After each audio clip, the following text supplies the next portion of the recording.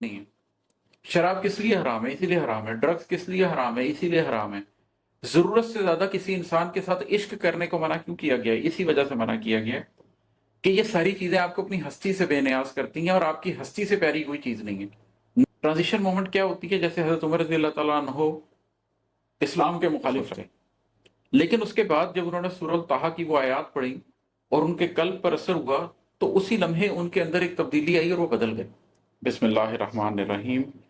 آپ لوگوں کے ساتھ آج ایک اور غزل کی ڈسکشن لے کر آیا ہوں، وہ آپ سے ڈسکس کرتا ہوں. اس کا مطلب ہے کہ نہیں ہوں مایوس ہاں مگر کچھ ڈرا ہوا ہوں. نہیں ہوں مایوس ہاں مگر کچھ ڈرا ہوا ہوں، میں ایک سفر پر ذرا اکیلا نکل پڑا ہوں.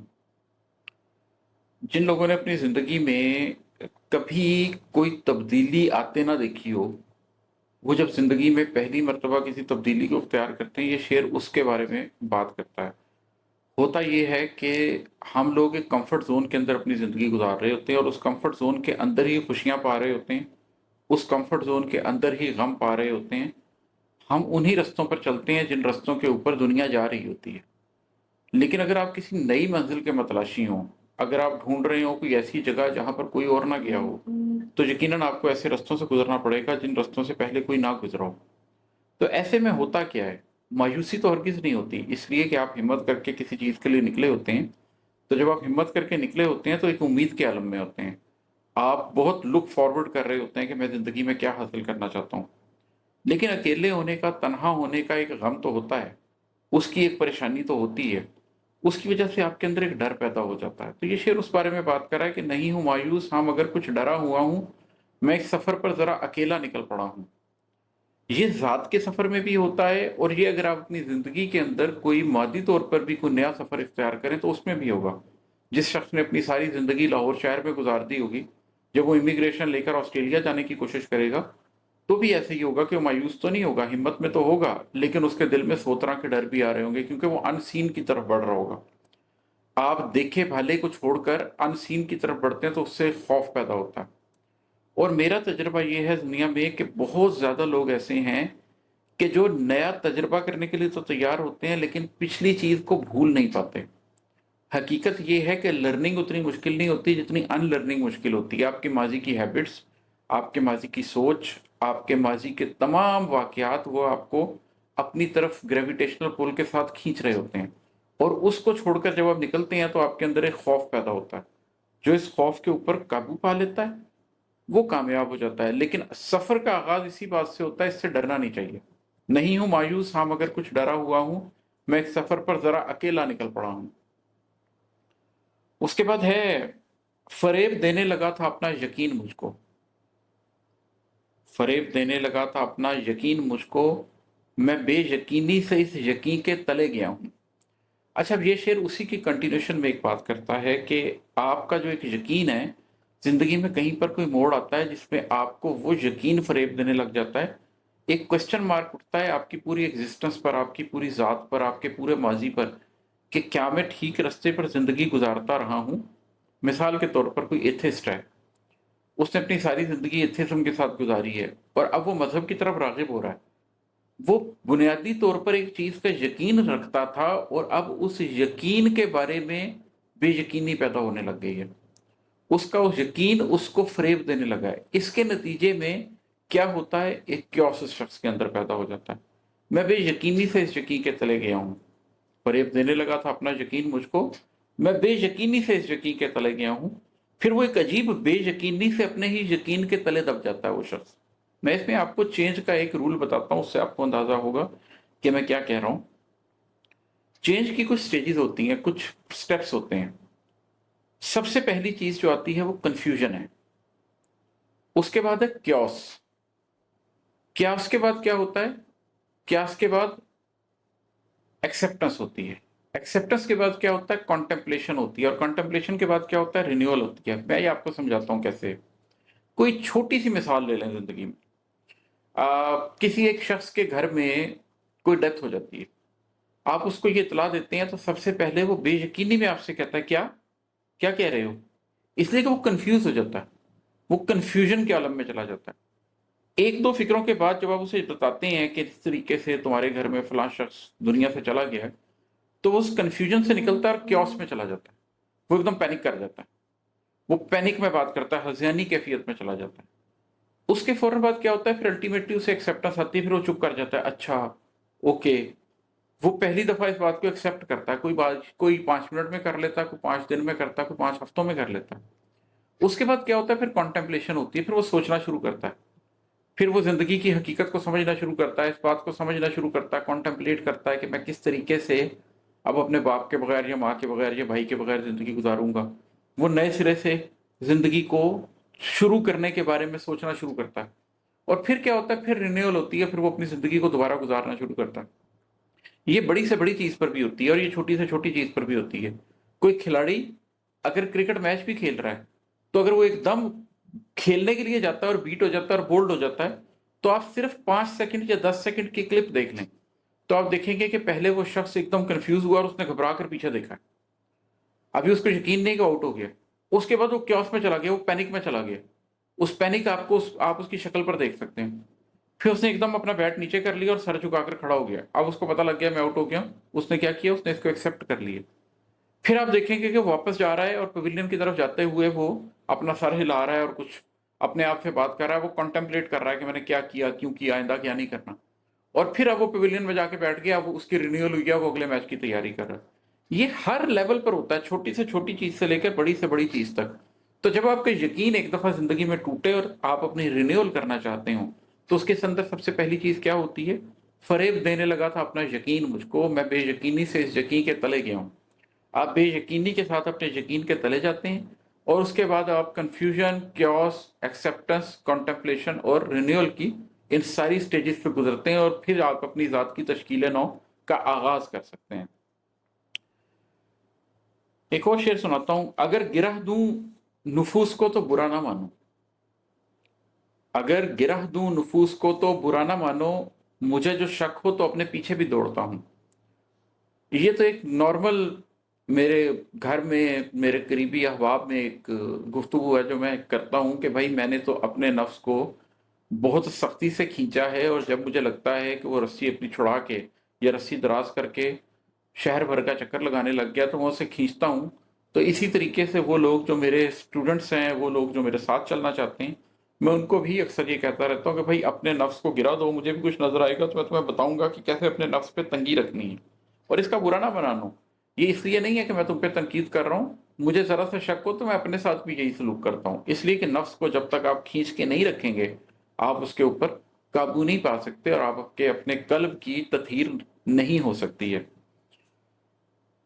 हजारहा गम मिले हैं तेरे सा गम नहीं है, हजारहा गम मिले हैं तेरे सा गम नहीं है, मैं इस खराबे में अपनी हस्ती भुला चुका हूं। अपनी जिंदगी में देखिए आपको हजारों गम मिलेंगे, लेकिन अगर उनमें से कोई गम ऐसा है जो आपको अपनी हस्ती से बेनियाज करता है और आप अपनी जात, अपनी कब्र, अपनी लहद, अपनी आखिरत के बारे में सोचने से उसकी वजह से गुरेजा हो जाते हैं, तो उससे दूरी इख्तियार करें, क्योंकि उससे बड़ा गम कोई नहीं है जो आपको आपकी हस्ती भुला दे। मैं भी मिसाल दे रहा था, अगर आपके घर में किसी शख्स की डेथ हो जाए और उसके नतीजे में आप अपनी मौत के बारे में सोचने लग जाए और अपनी जात के लिए कोई सामान करें, तो इस गम में कोई मजायका नहीं है। अगर आप कारोबार करें, उसके फायदा हो तो खैरात करें, नुकसान हो तो अल्लाह को याद करें, तो उसमें कोई मसला नहीं है। लेकिन अगर आप अपनी जिंदगी में कुछ ऐसा कर रहे हैं जिसके नतीजे में मिलने वाला गम आपको अपनी हस्ती से बेनियाज कर रहा है, तो उससे बड़ा गम कोई नहीं है। शराब किस लिए हराम है, इसीलिए हराम है। ड्रग्स किस लिए हराम है, इसीलिए हराम है। जरूरत से ज्यादा किसी इंसान के साथ इश्क करने को मना क्यों किया गया है, इसी वजह से मना किया गया है कि ये सारी चीजें आपको अपनी हस्ती से बेनियाज करती हैं और आपकी हस्ती से प्यारी कोई चीज नहीं है। नफ्स की कीमत कम से कम जन्नत है। तो आपको आपके नफ्स से, आपकी हस्ती से जो चीज भी दूर कर रही हो, उससे किनारा कशी इख्तियार करें, उससे बड़ा गम आपकी जिंदगी में कोई आ नहीं सकता है। मुझे ही बनना है बंद नस्लों के कुछ दुखों पर, मैं बाप दादा के रोग बच्चों से रोकता हूं। अच्छा, अब ये शेर क्या कह रहा है, दुनिया में एक होती है ट्रांजिशन मोमेंट। ट्रांजिशन मोमेंट क्या होती है, जैसे हजरत उमर रज़ी अल्लाह तआला अन्हो इस्लाम के मुखालिफ थे, نبی کریم صلی اللہ علیہ وسلم کو نعوذ باللہ قتل تک کر دینے کا انہوں نے سوچا، لیکن اس کے بعد جب انہوں نے سورہ طٰہٰ کی وہ آیات پڑھی اور ان کے قلب پر اثر ہوا تو اسی لمحے ان کے اندر ایک تبدیلی آئی اور وہ بدل گئے۔ یہ ٹرانزیشن مومنٹ تھی جس کے اندر وہ نہیں رہے جو وہ تھے، وہ کچھ اور ہو گئے۔ انسان کی پوری ذات بدل جاتی ہے، اس کا پورا ماضی ختم ہو جاتا ہے۔ ٹرانزیشن مومنٹ کی ایک اور مثال ہے، جیسے فرعون نے بلایا جادوگروں کو اور کہا کہ تم میرے مصاحبین میں شامل ہو جاؤ گے، اور وہ بڑے لالچ سے آئے، لیکن جب انہوں نے موسیٰ علیہ السلام کا یہ معجزہ دیکھا کہ ان کی عصا نے ان کے سارے جادو کھا لیے ہیں، تو انہوں نے کہا کہ ہم موسیٰ اور ہارون کے رب پر ایمان لائے۔ فرعون نے کہا میری اجازت کے بغیر میں تو تمہارے ہاتھ پاؤں کٹوا دوں گا مخالف سمتوں سے۔ انہوں نے کہا کوئی حرج نہیں، ہم اپنے رب کی طرف لوٹنے والے ہیں۔ وہ ایک لمحہ جو آپ کی زندگی بدل دے۔ تو ہم میں سے ہر شخص کو کوشش کرنی چاہیے کہ نمبر 1 تو ہم یہ کریں کہ ہم وہ ٹرانزیشن مومنٹ ڈھونڈیں جس میں ہم بدل جائیں، اور جو شخص یہ کام کر لیتا ہے وہ ایک ٹرانزیشن پرسن بن جاتا ہے۔ مثال کے طور پر حضرت ابراہیم علیہ السلام جد انبیاء ہیں، لیکن ابراہیم علیہ السلام کا اپنا باپ آزر جو جد انبیاء کا بھی باپ ہے، اس کی کیا حیثیت ہے؟ اس کی کوئی حیثیت نہیں ہے۔ وجہ کیا ہے کہ جب ابراہیم علیہ السلام نے وہ ٹرانزیشن مومنٹ پایا، جب انہوں نے سورج کی طرف دیکھا، چاند کی طرف دیکھا، پھر کہا کہ میں ان ڈوب جانے والوں کو پسند نہیں کرتا، اور اپنا رخ اللہ کی طرف موڑ لیا، اس ٹرانزیشن مومنٹ میں وہ خلیل اللہ بن گئے۔ اور جب وہ خلیل اللہ بن گئے تو ایک ٹرانزیشن پرسن بن گئے۔ انہوں نے اپنی پیچھے سے پوری لیگیسی، پیچھے سے پوری ان کی نسلوں کی کہانی، ان کی نسلوں کا کردار، ان کی نسلوں کا عمل، اس کے اوپر ایک بند باندھ دیا، اور آگے سے ایک نیا بندہ بن گئے، آگے سے ایک نیا انسان بن گئے، جن کی ذریت سے پھر انبیاء پیدا ہوئے۔ ہم میں سے ہر شخص بھی حضرت ابراہیم علیہ السلام کی سنت پر عمل کر کے 2 کام کر سکتا ہے کہ پہلے ٹرانزیشن پرسن بنے، پہلے اپنے اندر وہ تبدیلی لے کر آئیں کہ آپ وہ نہ رہیں جو آپ ماضی میں تھے، آپ بدل جائیں، اور اس کے بعد وہ ٹرانزیشن مومنٹ کے بعد ایک ٹرانزیشن پرسن بنے۔ مجھے ہی بننا ہے بند نسلوں کے کچھ دکھوں پر، میں باپ دادا کے روگ بچوں سے روکتا ہوں، جو پیچھے سے نیگیٹو آ رہا ہے اس کو روک دیں اور آگے کے لیے ایک پازیٹو سفر کا آغاز کریں۔ اپنی نسلوں کو بدلنے کے لیے آپ یہ کام کر سکتے ہیں، اور آپ ہی کو یہ کام کرنا ہے۔ بکھر رہا ہے بدن میرا وقت کے سفر میں، بکھر رہا ہے بدن میرا وقت کے سفر میں قلب میں ہی پنپ رہا ہوں، سنبھل رہا ہوں۔ یہ جو جسم ہے یہ تو وقت کے سفر میں فانی ہوتا جا رہا ہے، بکھرتا جا رہا ہے، مٹی ہوتا جا رہا ہے، بالآخر اس نے لحد میں چلا جانا ہے۔ اس سے پہلے آپ نے اپنے قلب کے اندر پنپنا ہے، آپ نے اپنے قلب کو جگانا ہے، آپ نے اپنی روح کو جگانا ہے، اور روح کو اس کیفیت میں لے کر آنا ہے کہ جیسے ہی یہ مٹی کا ڈھیر مٹی ہو، یہ بدن مٹی ہو، تو روح اپنے ماخذ سے جا ملے، اس کے رستے میں کوئی رکاوٹ نہ آئے، وہ بالکل تیار ہو کہ وہ نور ہے تو وہ نوری راستوں کا سفر کرے گی۔ ایسا نہ ہو کہ وہ نور ہونے کے باوجود اندھیروں کا سفر کرتے رہے، اور جب اسے نوری راستوں پر جانے کا حکم ملے تو اس کے لیے تیار نہ ہو۔ تو آپ نے اپنے قلب کے اندر پنپنا ہے اس وقت تک جب تک آپ کا بدن مٹی نہیں ہو جاتا۔ یہی ٹائم اور سپیس کا ٹیسٹ ہے، یہی زمان و مکان کا امتحان ہے جس میں سے آپ کو گزرنا ہے۔ اور اگر آپ یہ کر لیں تو کیا ہوتا ہے؟ وہ ایک لمحہ جہاں ممات و نجات ایک ہوں، وہ ایک لمحہ جہاں ممات و نجات ایک ہوں، اس ایک لمحے کے خواب میں جیے گیا ہوں۔ کہتے ہیں جب مومن کو موت آتی ہے تو وہ مسکرا رہا ہوتا ہے، تو وہ ایک لمحہ کہ جس میں ممات، موت اور نجات ایک ہو جائیں، کہ ایک طرف تو آپ مر رہے ہیں لیکن دوسری طرف آپ نجات پا رہے ہیں۔ آپ کو یہ تکلیف نہیں ہے کہ میں اس مادی دنیا سے جا رہا ہوں اور مر رہا ہوں، بلکہ آپ کو یہ خوشی ہے کہ میں اس مادی دنیا کے امتحان سے گزر گیا اور میں نے نجات پا لی۔ تو ایک ایسا لمحہ ڈھونڈنا کہ موت آئے تو وہ بیک وقت ممات بھی ہو اور نجات بھی ہو، صرف ممات نہ ہو، صرف موت نہ ہو، نجات اس کا حصہ ہو۔ اس ایک لمحے کے خواب میں جیے گیا ہوں۔ جینا ہی اس ایک لمحے کے خواب میں ہے۔ جس نے وہ لمحہ حاصل کر لیا اس نے اپنی پوری زندگی کامیابی سے گزار لی، اور جس نے اس ایک لمحے کا حصول نہ کر پایا، جو اس ایک لمحے کو حاصل نہ کر پایا، اس نے اپنی زندگی مکمل طور پر ضائع کر دی۔ تو اس لمحے پہ نظر رکھیں کہ جب میں نے جان دینی ہے تو اپنی جان میں نے اللہ کو کس طرح سے دینی ہے۔ ایک شعر اور سناتا ہوں۔ یہ شہر غم ہے یہاں کا باسی ہوں میں بھی تم بھی، یہ شہر غم ہے یہاں کا باسی ہوں میں بھی تم بھی، کئی مسافر بھی ہیں انہیں بھی ملا ہوا ہوں۔ کچھ لوگ ہوتے ہیں وہ شہر غم کو اس حد تک سمجھ لیتے ہیں کہ وہ اس کے باسی بن جاتے ہیں۔ وہ سمجھ لیتے ہیں کہ اس غم سے زندگی کی تحریک ملنی ہے، وہ غم کے اندر پوری زندگی گزار دیتے ہیں لیکن ان کو فرق نہیں پڑتا۔ آپ عبدالستار ایدھی کو لے لیں، धूपों के अंदर एक चप्पल पकड़ के खड़े हुए जिस्मानी तौर पर गम से ही गुजरते रहे ना, लेकिन उनकी ज़ात को कोई फ़र्क नहीं पड़ा। एक मुजाहिद जो जहाद कर रहा है वो सारी रात तकलीफ से ही गुजर रहा है ना, लेकिन उसे कोई फ़र्क नहीं पड़ रहा है इस बात का। तो कुछ लोग शहर गम के बासी होते हैं, वो अपनी पूरी ज़िंदगी उस गम के शहर में गुजार सकते हैं क्योंकि वो उसकी मकसदियत को, मानवियत को समझते हैं। और कुछ लोग मुसाफिर होते हैं, वो आते हैं शहर गम में कुछ वक्त गुजारते हैं और फिर चले जाते हैं, वो ज़िंदगी भर के लिए उसका बोझ नहीं उठा सकते। तो ये शेर यही बता रहा है कि कुछ लोग हैं जो शहर गम के वासी हैं, कुछ लोग हैं जो इस चीज़ की हकीकत को समझते हैं और वो शुरू से आखिर तक एक दूसरे के साथ हैं, पड़ोसी हैं, एक दूसरे का साथ गुजार रहे हैं। और कुछ हैं जो आते हैं, जाते हैं, चले जाते हैं। पिछले शेर से जुड़ा हुआ ये शेर है कि किसे मिला है गमे हकीकी, किसे मजाजी। किसे मिला है गमे हकीकी, किसे मजाजी, मैं हर मुसाफिर का सारा असबाब जांचता हूँ। जब आप जिंदगी को समझने लग जाते हैं तो फिर आप हर मुसाफिर का जब असबाब जांचते हैं तो आपको पता लग जाता है कि कौन हकीकी गमों में मुब्तला है और कौन मजाजी गमों में मुब्तला है। किसकी ज़िंदगी का गम रोटी है, पैसा है, औलाद है, तालीम है, सेहत है, और कौन एग्जिस्टेंशियल क्वेश्चंस उठाकर बैठा हुआ है। किसकी ज़िंदगी के सवाल ये हैं कि मैं कौन हूँ, मैं कहाँ से आया हूँ, मैं कहाँ जाऊँगा, मेरी ज़िंदगी का मकसद क्या है, नस्ल इंसानी का मकसद क्या है, उस नस्ल इंसानी में मेरा एक इनफरादी तौर पर किरदार क्या है। तो जब आप उनका ये सामान जांचते हैं तो आप आसानी से ये जान सकते हैं कि कौन सा शख्स किस राह का मुसाफिर है, कौन सा शख्स किस रास्ते के ऊपर जाना चाहता है। मैं बेखबर था तो अपनी मर्जी से जी रहा था, तेरी रजा जान ली खुदाया तो आ गया हूँ। और जब आप इन सारी बातों को जान लेते हैं जो पीछे मैं इतनी लंबी गुफ्तगू करके आ रहा हूँ, तो जब तक आप बेखबर रहते हैं तब तक आप अपनी मर्जी से जीते हैं। और जब आप खुदा की रजा को जान लेते हैं तो फिर आप राजी बरजा हो जाना चाहते हैं, फिर आप खुदा की रजा में अपनी रजा को जम कर देना चाहते हैं। इसलिए कि आप ये जानते हैं कि फिर अक्ल कुल आप नहीं, अक्ल कुल अल्लाह है।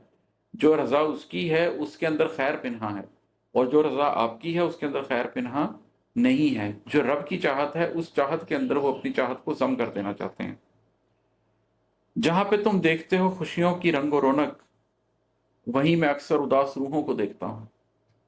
हम अक्सर लोगों को देखते हैं कि वो मादी जिंदगी में हमें बड़े खुश नजर आ रहे हैं, लेकिन जब आप उनकी ज़ात के अंदर झांकते हैं, when you peep through their eyes, when you look into their souls, जब आप उनका अंदर झांक कर उनका कल्ब देखने की कोशिश करते हैं, उनका नफ्स समझने की कोशिश करते हैं, तो आपको अंदर एक उदास रूह मिलती है जिसको समझ नहीं आ रहा होता कि ये शख्स जो जिस्म की अय्याशियों में लगा हुआ है, इसने मुझे बिल्कुल भुला दिया और मुझे बिल्कुल तनहा छोड़ दिया, मेरा अंजाम क्या होगा।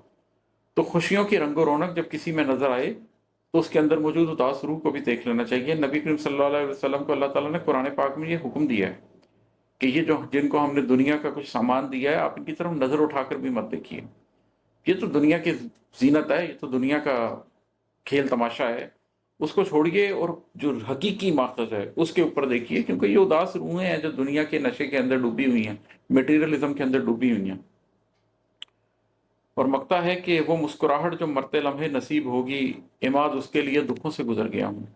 ये जो पीछे भी मैं शेर हटा सुना के हटा हूँ, वो एक लम्हा जहाँ ममातो नजात हों, उस एक लम्हे के ख्वाब में मैं जिए गया हूँ, ये भी वही शेर है कि वो मुस्कुराहट जो मरते लम्हे नसीब होगी, इमाद उसके लिए दुखों से गुजर गया हूँ।